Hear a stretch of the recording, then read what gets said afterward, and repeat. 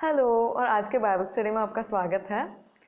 हम आज रोमन्स का जो हमारा स्टडी है, रोमन्स की जो रोमियो की जो पत्री है वो प्रेरित पौलुस का हम मास्टरपीस समझ सकते हैं अनुग्रह के बारे में।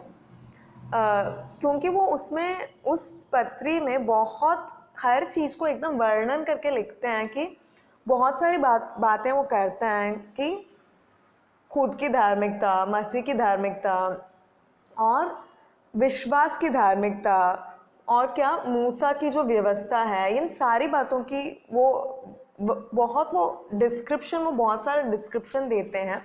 इसलिए ये जो चिट्ठी है इसको समझना हमारे लिए बहुत इम्पोर्टेंट है। तो हम इसी चिट्ठी को डिटेल में पढ़ रहे हैं, एक एक वचन करके हम पढ़ रहे हैं, तो उसी को आज हम कंटिन्यू करेंगे। हमने पहले भी सारे चैप्टर्स अभी हम 7th चैप्टर में हैं। हमने फर्स्ट 7 चैप्टर्स ऑलरेडी कर लिया है। तो अगर आपने पहले का स्टडी जो भी है आपने नहीं देखा होगा तो आप प्लेलिस्ट में जाके उसको वापस देख सकते हैं। तो पिछले बार हम लोग हमारे पास बहुत सारी बातें हैं करने के लिए, इसलिए हम अभी स्ट्रेट अवे हम लोग स्टार्ट करेंगे, क्योंकि नहीं तो फिर टाइम कम पड़ जाएगा। हमने लास्ट टाइम देखा था कि प्रेरित पौलुस कुछ नियमों की बात करते हैं, आत्मिक नियम। जैसे एक आत्मिक नियम के बारे में हमने ये सीखा था कि एक नियम क्या होता है, सब किसी के लिए भी काम करता है, हर समय काम करता है और हर जगह काम करता है। और नियम कुछ पर्सनल नहीं है। जैसे गुरुत्वाकर्षण का नियम है, ये नहीं है कि अगर कोई एक राजा होगा और वो एक बॉल नीचे फेंकेगा तो उसके लिए वो काम करेगा और कोई गरीब होगा तो उसके लिए नहीं करेगा। ऐसे कुछ नियम कुछ पर्सनल नहीं होते। जैसे ही संसार में हम नेचुरल लॉज देखते हैं, यानी कुदरती नियम जो हम देखते हैं, ऐसे ही इस आत्मिक दुनिया में भी कुछ नियम हैं और उसको हमें समझना बहुत ज़रूरी है। क्योंकि हम भले ही इस शरीर में हम जी रहे हैं, ये जो शरीर है इस दुनिया का है, पर हम क्या हैं, हम एक आत्मा हैं। और एक्चुअली बहुत लोग इनफैक्ट लोग इसको सोचते नहीं होंगे, पर ये तुम सोच के देखो ना कि हम इतना बाहरी चीज़ों में हम इतना खो जाते हैं। लोग इतना फिटनेस करते हैं कि जो हम अपनी आंखों से देख पाते हैं कि सुंदर होना है, फिट होना है, और इतना डाइट पे लोग कितना सारा फोकस करते हैं। पर ये सारी चीज़ें जो है इस दुनिया की और वो बाहरी हैं। पर हम जिस मोमेंट, मतलब जिस मिनट हमारी जो ये आत्मा है, ये शरीर तो हमारा बस एक घर ही है ना। क्योंकि जिस मिनट और जो चीज़ें हमारी हैं, जो पैसा या वो सब ज़रूरी है, लेकिन उससे ज़्यादा आत्मिक चीज़ें सॉलिड हैं। हाँ, वो ज़्यादा असली हैं। पर हम ये सोचते नहीं हैं। जैसे तुम सोचो, वो आत्मिक चीज़ें पहले आती हैं, उससे शारीरिक चीज़ें आती हैं। मतलब जो आत्मिक दुनिया है वही मदर रल्म है, वही पेरेंट रल्म है। यानी आत्मिक दुनिया में, जैसे हमने इब्रानियों में हम पढ़ते हैं कि जो परमेश्वर ने अपने वचनों से इस दुनिया को बनाया, यानी परमेश्वर यहोवा जो है वो एक हेवन जो है वो आत्मिक एक दुनिया है। उसी में से ये जो भी हम देखते हैं, पेड़ पौधे, जो हमारा शरीर भी इस धरती के मिट्टी से बना हुआ एक शरीर है। और तुम सोच के देखो, जिस मिनट हमारी आत्मा इस शरीर को छोड़ के चली जाएगी ना, ये शरीर हिलना बंद हो जाएगा। कहने का मतलब ये है कि जो आत्मिक दुनिया है वही इस दुनिया में जो भी हम चीजें देखते हैं उसको हिलाती है। तुम्हारी आत्मा ही अभी तुम्हारे शरीर को हिला रही है ना, असली बना रही है। हाँ, मतलब हिला तो रही शरीर है। को मरने के बाद तो शरीर को बक्से में बंद करके रख देंगे, क्योंकि कोई काम नहीं है, काम नहीं है भी नहीं है और हिलेगा भी नहीं तुम्हारा शरीर। ऐसे ही जैसे परमेश्वर ने कुछ आत्मिक नियम रखे है, मतलब हाँ, आत्मा के बिना वो एक पुतला ही है, वो तो हिलेगा नहीं। इस दुनिया में जो भी चीजें हैं वो आत्मिक चीजों के बिना हिलेंगी नहीं। जैसे बहुत सारी चीजें हम देखते हैं ना, वैज्ञानिक भी वो कुछ चीज़ों को एक्सप्लेन नहीं कर पाते कि ऐसे क्यों होता है। हमें वो बोलते हैं कि हमें पता नहीं ऐसे क्यों होता है, पर हमें पता है कि वो क्यों होता है, क्योंकि परमेश्वर का वचन जो है, परमेश्वर के वचन ने उसको ऐसे बोल के रखा है। इसीलिए वो जो आत्मिक वचन जो है उसी पे आधारित है ये दुनिया जो घूम रही है। हमें पता है कि इस पृथ्वी का नींव जो है वो परमेश्वर का वचन ही है। उस नींव पे ये जो भी पृथ्वी घूम रही है, हर चीज आत्मिक सच्चाई या आत्मिक दुनिया इस पूरे हम लोग जो देख सकते हैं उस दुनिया को हिला रही है। इसलिए हमारे लिए इम्पोर्टेंट है कि सबसे पहले हम आत्मिक चीजों को सीखें, क्योंकि उससे हमारी दुनिया भी हिलेगी, हमारे लाइफ में जो भी कुछ भी होना होगा वो होगा। और मैं उस दिन डिस्कस कर रही थी किसी से, एक्चुअली परमेश्वर ने बाइबल में शब्दों को लिख के रखा है हमारे लिए पहले से ही। मूसा ने क्रिएशन और सभी पहले की बातें वो भी बाइबल में शब्दों के रूप में लिख के रखा है। अभी परमेश्वर अगर चाहते तो तस्वीरों को भी बना सकते थे, क्योंकि कई सिविलाइजेशंस में हम देखते हैं जैसे रोम, ग्रीस, इजिप्ट, तो वहाँ उसमें कितने सारे ड्राइंग्स बनाते थे। उनके पिरामिड्स में भी वो कितने तस्वीरें बनाते थे। तस्वीरों के रूप में भी परमेश्वर हमको कुछ बता सकते थे, लेकिन क्यों उन्होंने तस्वीरों को नहीं बताया? क्योंकि शब्द में ज़्यादा ताकत है। क्योंकि तस्वीरों को, एक तस्वीर को देख के तुम कुछ सोच सकते हो और मैं कुछ सोच सकती हूँ, लेकिन ये जो शब्द हैं, जो परमेश्वर के शब्द, उसमें जीवन है, उसमें एक लाइफ फोर्स है, और वही जो है सबको चला रहा है।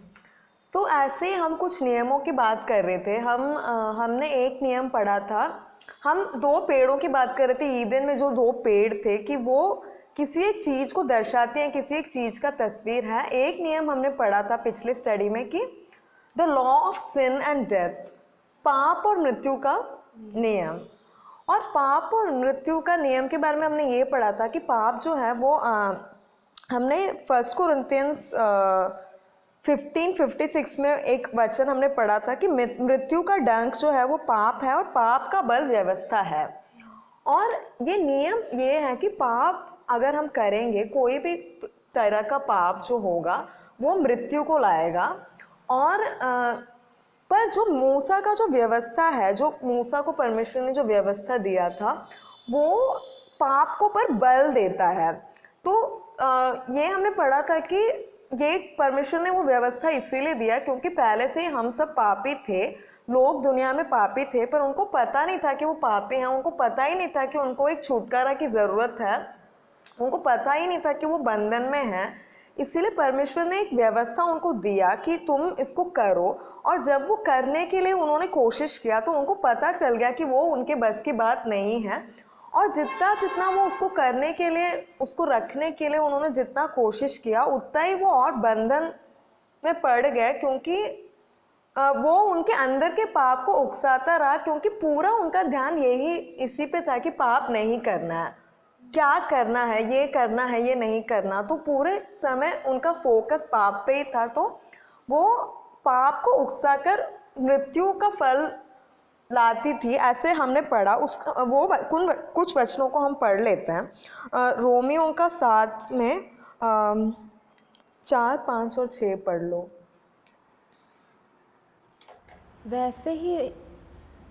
वैसे ही हे मेरे भाइयों, तुम भी मसीह की देह के द्वारा व्यवस्था के लिए मरे हुए बन गए कि उस दूसरे के हो जाओ जो मरे हुओं में से जी उठा, ताकि हम परमेश्वर के लिए फल लाएं। क्योंकि जब हम शारीरिक थे तो पापों की अभिलाषाएं जो व्यवस्था के द्वारा थीं, मृत्यु का फल उत्पन्न करने के लिए हमारे अंगों में काम करती थी। परंतु जिसके बंधन में हम थे उसके लिए मरकर अब व्यवस्था से ऐसे छूट गए कि लेख की पुरानी रीति पर नहीं वरन आत्मा की नई रीति पर सेवा करते हैं। तो यहाँ वो कहते हैं कि जो हमारे पाप की जो अभिलाषाएं हमारे शरीर में जो थी, हम जब शारीरिक थे, यानी वो उद्धार पाने से पहले हमारी आत्मा जो है वो एकदम शारीरिक है, क्योंकि वो परमेश्वर से कटी हुई है, वो परमेश्वर से जुड़ी हुई नहीं है। तो वो जो शारीरिक लालसाएं हैं वो किसके द्वारा, व्यवस्था के द्वारा, व्यवस्था उनको उकसा के मृत्यु का फल लाती थी। फिर पर उसके बाद वो कहते हैं कि पर अभी हम उस बंधन, वो एक बंधन की बात करते हैं कि वो व्यवस्था का जो तरीका है वो एक बंधन का तरीका है, वो स्वतंत्रता और आज़ादी का तरीका नहीं है।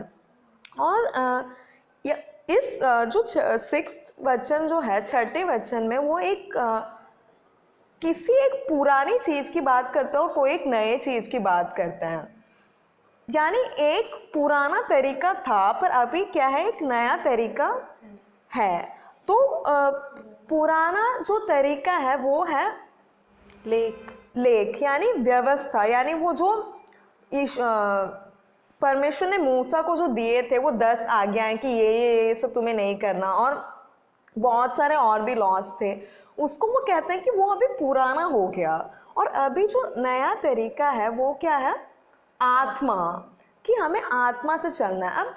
अब एक्चुअली दुख की बात ये है कि लोग कुछ बेसिक, ये सब एक्चुअली बेसिक बाइबल इंटरप्रिटेशन के प्रिंसिपल्स हैं।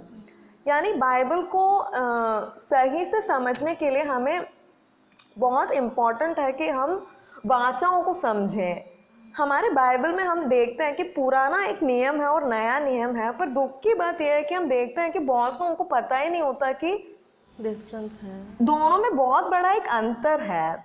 पुराने नियम में मतलब परमेश्वर नहीं बदले हैं, पर परमेश्वर अपने वचन के हिसाब से काम करते हैं। और हम ऐसे समझ सकते हैं कि अगर कोई कुछ आज्ञाएं दी गई हैं वो तब तक वैलिड हैं जब तक परमेश्वर कुछ और नहीं बोलते, है ना। अभी जैसे हम अब पहले परमेश्वर ने ये सब बोला था। एक्चुअली बहुत एक इंटरेस्टिंग चीज़ मैं पढ़ रही थी, लास्ट वीक मैं बाइबल पढ़ रही थी, तो एक वर्णन किया यूहन्ना में कि यीशु मसीह के पास वो टेम्पल में वो एक उस स्त्री को लेके आते हैं जिसको उन्होंने पकड़ा होता है, और उसके पाप में, उसके बाद फिर एक यीशु मसीह बोलता है मैं जगत की ज्योति हूँ। तो उसके बाद वो एक वचन में बोलते हैं कि वो लोग बोलते हैं कि तुम तो अपने खुद के बारे में तुम गवाही दे रहे हो, तुम्हारी गवाही सच्ची नहीं है। तो यीशु मसीह बोलता है कि पर तुम्हारे व्यवस्था में ही ऐसे लिखा है करके, मतलब वो खुद भी उस व्यवस्था को तुम्हारी व्यवस्था करके बोलते हैं, जबकि पर वो परमेश्वर की व्यवस्था है ना। कहने का मतलब ये है कि उन लोगों ने उस व्यवस्था को का भी असली मतलब नहीं समझा, इसलिए यीशु मसीह खुद बोलते हैं कि ये तुम्हारी व्यवस्था में लिखा गया है ना। तो कहने का मतलब ये है कि, और यीशु मसीह खुद ने भी कहा था कि मैं व्यवस्था को हटाने नहीं आया हूँ पर पूरा करने आया हूँ। यानी यीशु मसीह ने उस व्यवस्था को पूरा कर दिया है, इसीलिए अभी एक वो जो पुरानी वाचा है वो अभी ख़त्म हो गई है और अभी हमें एक नए वाचे में जीना है। तो हमें पुराने तरीकों से नहीं जीना है, हमें नए तरीकों से जीना है, वचन को छोड़ के कुछ नहीं। जो वचन में है उसी तरीकों से जीना है, पर वचन में भी पूरा नई वाचा के बारे में बहुत सारी चीज़ें लिखी हुई हैं। क्योंकि अगर हम पुराने वाचे के अनुसार अगर जी रहे होते तो मूसा के नियम में तो कई सारी बातें थी कि बलि चढ़ाना है, कौन हम जाके बकरे को मार के बैल को मार के कहाँ हम बलि चढ़ाते हैं। कहीं अगर हम ऐसे मारेंगे तो हमको पकड़ के शायद जेल में डाल देंगे। तो हम जो सोच रहे हैं, मतलब कोई सोच रहा है अगर कि हम वो पुराने मूसा की व्यवस्था को रख रहे हैं तो हम आप समझ सकते हो कि आप नहीं रख रहे हो, क्योंकि अगर आपको रखना है तो आपको पूरा ही रखना है, पूरा ही रखना है। बीच बीच में आपको बैल बकरी सबका बलि चढ़ाना पड़ता और यरूशलेम में जाके करना पड़ता। हाँ, और वहाँ पे अभी मंदिर है भी नहीं तो कहाँ जाके बलि चढ़ाएंगे। और यहाँ पर जैसे प्रेरित पौलुस कह रहे हैं कि जो पुराना नियम है वो आज़ादी का नियम नहीं था, वो आज़ादी की एक वाचा नहीं थी पर बंधन की एक वाचा थी। क्योंकि उस वाचा का पर्पस जो था, उस वाचा का मकसद किसी को आज़ाद करना नहीं था। तो इसी के बारे में हम कुछ चीज़ों को पढ़ेंगे। इब्रानियों में वो इसी चीज़ की बात करते हैं। हम आज और बहुत सारे पत्रियों में से भी हम पढ़ेंगे और गलातियों की पत्री में से हम काफ़ी सारे वचन पढ़ेंगे। रीड Hebrews 8, इब्रानियों का 8, 7, 8 और 9। इसमें वो दोनों वाचा, दो जो वाचाएं हैं, पुराने वाचा और नया नया वाचा, यानी पुराना नियम और नए नियम के बीच में वो कुछ अंतर वो बता रहे हैं। क्योंकि यदि वह पहली वाचा निर्दोष होती तो दूसरी के लिए अवसर न ढूंढा जाता, पर वह उन पर दोष लगाकर कहता है, प्रभु कहता है, देखो वे दिन आते हैं कि मैं इज़राइल के घराने के साथ और यहूदा के घराने के साथ नई वाचा बांधूंगा। यह उस वाचा के समान न होगी जो मैंने उनके बाप दादों के साथ उस समय बांधी थी जब मैं उनका हाथ पकड़कर उन्हें मिस्र देश से निकाल लाया, क्योंकि वे मेरी वाचा पर स्थिर न रहे, इसलिए मैंने उनकी सुधि न ली। प्रभु यही कहता है। अब वो यहाँ पर पुराने वाचा की बात करते हैं कि पुराने वाचा में कुछ कमी थी, निर्दोष नहीं वो था। निर्दोष नहीं था। अब कमी परमेश्वर के वचन में कमी नहीं थी, हमें ये समझना जरूरी है। जैसे हम कभी हम ये नहीं बोल रहे हैं कि वो जो 10 आज्ञाएं हैं उसमें कोई कमी है, उसमें कोई कमी नहीं है। परमेश्वर के आज्ञाओं में कोई कमी नहीं है। पर अगर हम उस वाचे को देखेंगे तो उस वाचे में ये था कि ये व्यवस्था है। जैसे अगर तुम्हारे और मेरे में एक वाचा है, वो पुराने वाचे में ये था कि मैं तुम्हें ये व्यवस्था दूंगी कि ये व्यवस्था है, तुम्हें इन सारे आज्ञाओं का अगर तुम पालन करोगी तो मैं तुमको बहुत आशीष दूंगी, और अगर तुम इनमें से एक भी आज्ञा को अगर तुम पालन नहीं करोगी तो मैं तुमको श्राप दूंगी। अब मैंने जो आज्ञाएं तुमको दी है उसमें कोई भी प्रॉब्लम नहीं है। मैंने सब कुछ बढ़िया ही बोला। मैंने बोला कि माता पिता का आदर करो, किसी और परमेश्वर को मत मानो, चोरी मत करो, व्यभिचार मत करो, ये हत्या मत करो, ये वगैरह वगैरह वगैरह। इन सारी चीज़ों में कोई भी कमी नहीं है, वो परफेक्ट है। पर तुम समझ सकती हो ना कि यहाँ पर अब कमी क्या है तुम, या हम समझ सकते हैं कि आप और मैं या वो इज़राइल के लोग, क्योंकि वो मुझे एक बात बहुत आश्चर्य लगता है कि उन्होंने कैसे कह दिया कि हाँ हम हम सब सब कर रख लेंगे। उनको एक्चुअली बहुत बड़ी गलत फहमी थी। उनको लगता था कि वो बहुत परफेक्ट हैं, वो सब कर लेंगे, और एक्चुअली इसीलिए वो व्यवस्था दी भी गई थी उनको समझाने के लिए। हाँ। और एक्चुअली यहाँ पर 8वें वचन में वो कहते हैं कि वो वाचा के साथ नहीं पर उनके साथ वो उन पर दोष हाँ, लगा उन पर दोष लगाता है।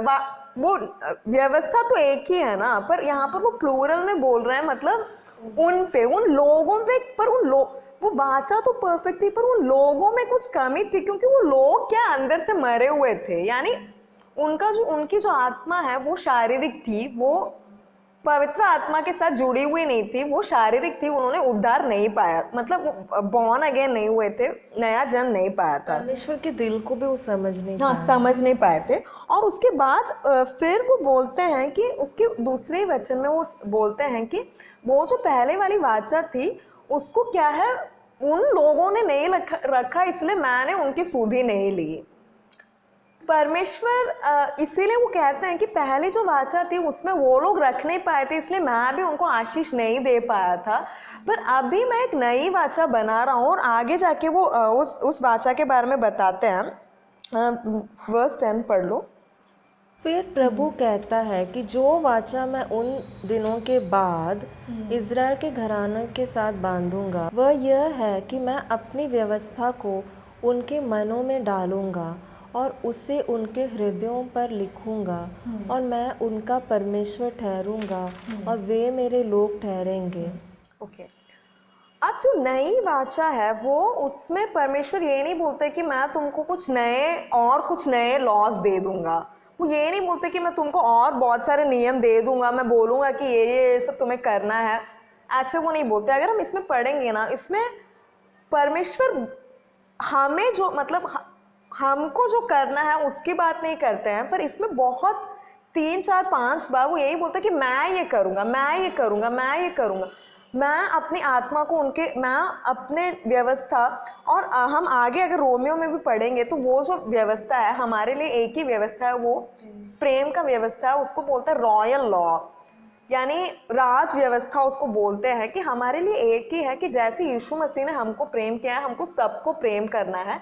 और इसी में पूरी व्यवस्था, आगे जाके हम रोमियो में भी और पढ़ सकते हैं कि उसी में पूरी जो ये मूसा की व्यवस्था है आ जाती है, क्योंकि अगर मैं किसी को प्रेम करूंगा तो मैं उनसे चोरी नहीं करूंगा, मैं अगर किसी को प्रेम करूंगा तो उनसे नफरत नहीं करूंगा। प्रेम ही पूरे व्यवस्था, प्रेम की जो व्यवस्था है उस प्रेम को सभी व्यवस्था उसके अंदर आ जाती है। और वो अभी हमारे दिल में परमेश्वर ने लिख दिया है। और ये जो नया व्यवस्था में वो कहते हैं कि मैं ये करूँगा, मैं ये करूँगा, और उसमें और एक वो चीज़ बोलते हैं, हम इज़ेकियल में पढ़ सकते हैं, रीड इज़ेकियल 36, 26 एंड 27। इज़ेकियल में वो इसी नए वाचे की बात करते हैं और वो कहते हैं कि मैं तब व्यवस्था उनको नहीं दूंगा, पर मैं क्या करूंगा कि उनके अंदर एक नई आत्मा मैं डाल दूंगा। उनका जो पत्थर का दिल है उसको मैं निकाल के एक मेरी आत्मा जो है वो उसको उनके अंदर डाल दूंगा। यानी बाहरी कर्मों से नहीं कि ये तुम्हें करना है, ये करना है। जो ये पूरी नई व्यवस्था, नई वाचा है, वो करने की नहीं है। ये नहीं है कि हम ये करेंगे, ये करो, ये करो, ये करो, ये करो, ये मत करो। ऐसे हम लोग जो भी करते हैं वो एक शारीरिक चीज है ना। पर नई व्यवस्था में हम लोग जो करते हैं उस पर फोकस नहीं है, पर अभी जो दिल पे फोकस है कि हमारे दिल के अंदर पवित्र आत्मा को परमेश्वर ने डाल दिया है। और जैसे हम बात कर रहे थे कि जो आत्मा, हमारी आत्मा ही हमारे शरीर को हिलाती है, ऐसे ही अभी हमें नए व्यवस्था में हमारी आत्मा के अंदर जो परमेश्वर की आत्मा जो है उसके द्वारा हम चलाए जाएंगे, और यही नया तरीका है। और अगर हम वो हम पढ़ लेते हैं, इज़ेकियल में एक वचन हम पढ़ लेते हैं 26 और 27। मैं तुमको नया मन दूंगा और तुम्हारे भीतर नई आत्मा उत्पन्न करूंगा और तुम्हारी देह में से पत्थर का हृदय निकाल कर तुमको मांस का हृदय दूंगा। मैं अपना आत्मा तुम्हारे भीतर देकर ऐसा करूंगा कि तुम मेरी विधियों पर चलोगे और मेरे नियमों को मानकर उनके अनुसार करोगे। यही नई वाचा है। उसमें वो क्या कहते हैं कि तुम करोगे क्योंकि मैं एक नई आत्मा तुम में डाल दूंगा, है ना। पुराने वाचा में ये था कि कोई पुराना नियम, हमें ये समझना है कि पुराने वाचा में वो जो व्यवस्था उनको दी गई थी, पर वो व्यवस्था उनको कोई सामर्थ्य नहीं देती थी कुछ भी करने का।